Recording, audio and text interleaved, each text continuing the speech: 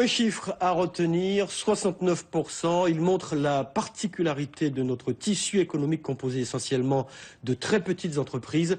69% des entreprises guyanaises, soit 6404 entreprises, n'ont aucun salarié. Comment les aider à se développer et à créer de l'activité et donc de l'emploi ?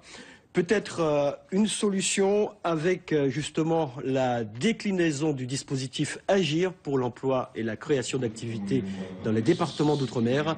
Ce dispositif vise à favoriser l'embauche du premier salarié dans les entreprises.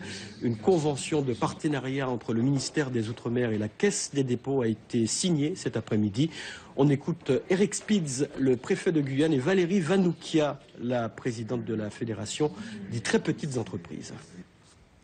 C'est un vrai projet qui demande une réflexion et qui demande de peser en dehors du coût du salaire un ensemble de dépenses qui y sont liées. Je pense que même si nos chefs d'entreprise ne recrutent pas tout de suite, cet accompagnement qui peut se faire sur 4, 5, 6 mois est une forme pour moi d'apprentissage, de formation.